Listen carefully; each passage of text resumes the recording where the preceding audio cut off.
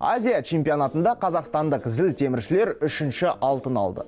Жеңіл атлет Нора мен теннисші Рыбакинаның жеңісін тойлап жүріп, зіл теміршілеріміз де қуантып үлгеруде.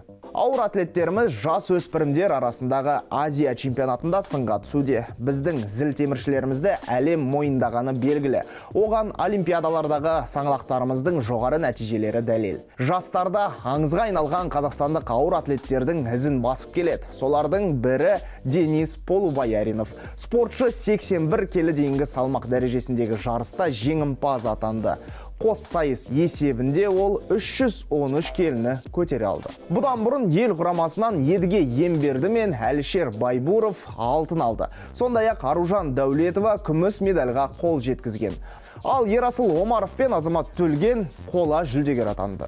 Құрлықтық додаға ұлдардан 13, қыздардан 9 ауыр атлет барды. Азия чемпионаты